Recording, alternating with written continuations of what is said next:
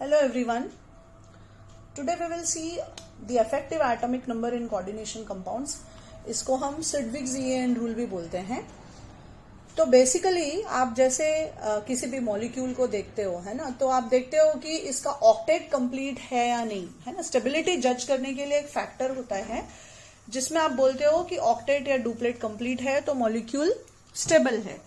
जैसे आप NaCl का फॉर्मेशन या मीथेन या वाटर किसी का भी फॉर्मेशन बताते हो तो basically you look at whether the octet is complete और नो.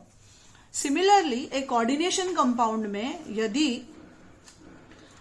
एक सेंट्रल मेटल एटम कब तक लिगैंड से इलेक्ट्रॉन पेयर एक्सेप्ट करेगा, राइट. ये दिमाग में आता होगा ना कि कितने सारे लिगैंड्स होते जा रहे हैं, कभी कभी होमोलेप्टिक है, कभी कभी हेटेरोलेप्टिक है, राइट. तो ये कब तक इलेक्ट्रॉन्स को एक्सेप्ट करेगा, जब तक कि उसका atomic number nearest inert configuration ना अटेन कर ले, right. It should be equal to the nearest inert gas. So Sidgwick rule यही बोलता है, in the formation of a coordination compound the central metal atom or ion will accept the electron pair from the ligand till it attains the nearest inert configuration. अब ये effective atomic number बहुत बार board में पूछा है और इसके लिए आपके पास सिंपल फॉर्मूला है बच्चे लोग, Z minus x plus y, right.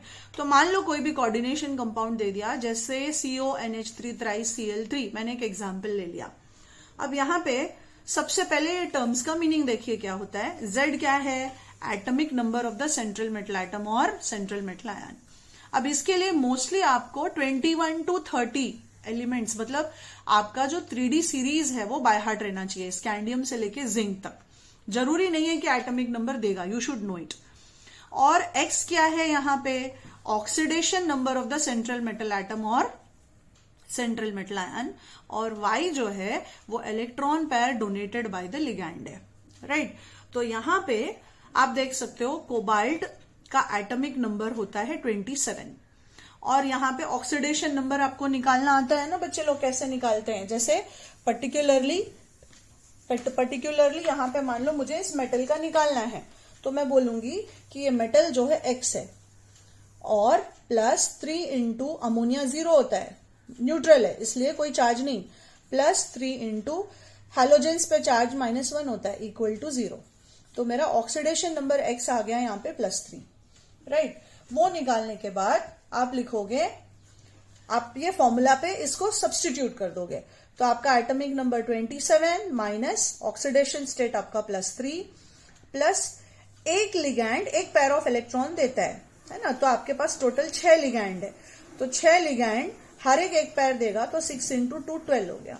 सो ये हो गया 36 which is equal to the configuration of krypton, right. अब इसी तरह से मान लो मैंने ले लिया एक और मॉलिक्यूल, है ना. यहाँ पे एक और एग्जांपल लेती हूँ बच्चे लोग. से आई टेक यहाँ पे CrEn थ्राइस 3+ ले लिया मैंने, ठीक है. फॉर एग्जाम्पल ये आयन ले लिया मैंने, ये कोऑर्डिनेशन कंपाउंड था, एक नॉर्मल न्यूट्रल मॉलिक्यूल था, ये कैटायनिक कॉम्प्लेक्स है मेरा, राइट. तो यहां पे देखो बच्चे लोग, वापस से क्रोमियम का एटॉमिक नंबर होता है 24.